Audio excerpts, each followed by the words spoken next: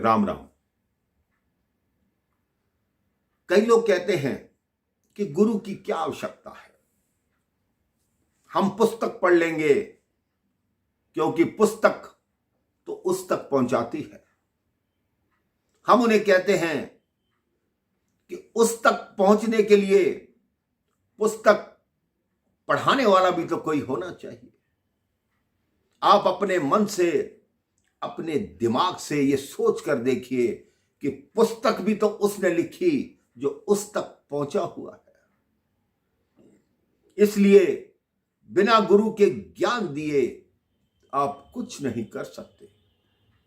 आप देखिए, आप अंधकार में बैठे हों तो आपको दिखाई नहीं देता।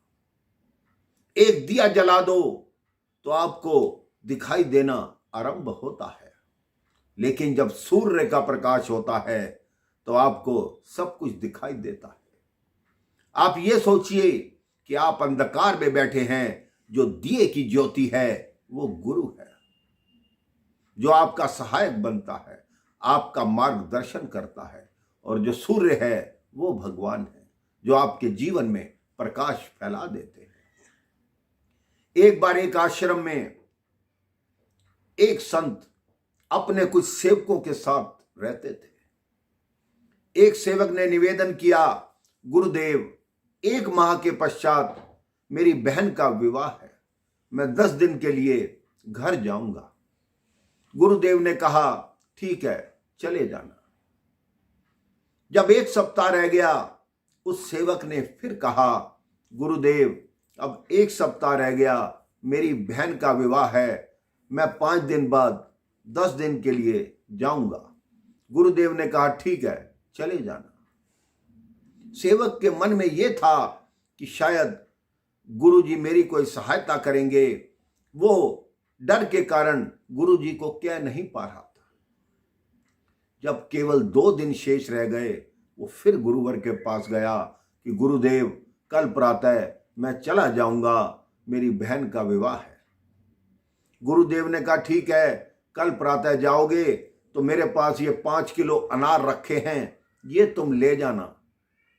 और 2 सेवकों को कहा, तुम भी इसके साथ जाओ और इसकी बहन की शादी करवा कर ही वापस आना। और उस सेवक को कहा, तुम किसी प्रकार की चिंता मत करो, तुम्हारी बहन की शादी ऐसी होगी जैसी राजा महाराजाओं की पुत्रियों की होती है। अब वो तीनों प्रातः चल पड़े। वो सेवक राजस्थान का रहने वाला था। लगभग 100 किलोमीटर आने के बाद उसने बाकी सेवकों से कहा कि बताओ, गुरुजी ने मेरी कोई सहायता नहीं की, ये 5 किलो अनार दे दिए, मेरी बहन का विवाह है, मेरे पास पैसा नहीं है, बताओ मैं कैसे विवाह में जाऊं।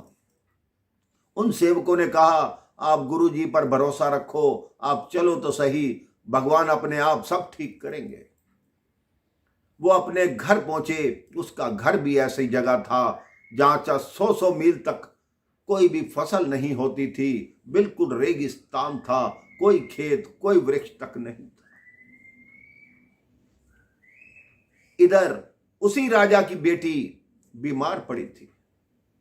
वैद्य ने उसकी नाड़ी देखी, उसको दवा दी, लेकिन राजा से कहा, राजा, इसका जो उपचार है वो बहुत कठिन है, क्योंकि ये दवाई इसको अनार के रस के साथ दी जाए तो ये तुरंत ठीक हो सकती है। राजा ने कहा, यहां कहां अनार मिलेंगे, यहां तो 100 मील तक फसल तक नहीं होती। तो उस वैद्य ने कहा, आप मुनादी कराओ, हो सकता है कोई बाहर से आया हो, किसी के पास अनार रखे हो। अब नगर में जैसे ही मुनादी हुई कि जिसके पास अनार हो उसको राजा साहब याद कर रहे हैं, तो ये सेवक जिसको गुरुदेव ने 5 किलो अनार दिए थे, ये 5 किलो अनार उठाकर राजा के समक्ष प्रस्तुत हुआ। राजा ने पूछा, आपके पास ये अनार कहां से आए? तो उन्होंने अपने गुरुदेव की सारी कथा उनको बता दी। राजा ने वो अनार स्वीकार किए, उसका रस निकाला गया, अपनी बिटिया को दिया, उसकी बिटिया एकदम स्वस्थ हो गई। राजा ने कहा पूरी बहन की शादी नहीं है, अब ये समझो वो मेरी पुत्री की शादी है। राजा ने उस विवाह का पूरी व्यवस्था की और ऐसी व्यवस्था की जैसे राजकुमारियों के विवाह की होती है।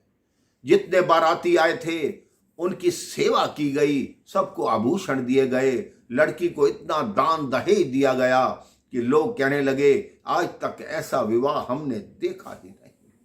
तब उस सेवक को अपनी गलती का एहसास हुआ कि मैंने सोचा गुरुदेव ने केवल 5 किलो अनार दिए हैं, इससे क्या होगा।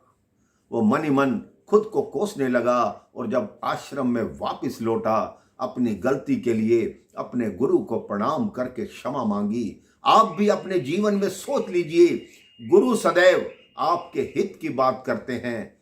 आपके जीवन को सही दिशा में चलाने के लिए कई बार वो ऐसी ऐसी बात करते हैं जिससे आपका जीवन सीधे मार्ग पर चले। राम राम, जय श्री राम।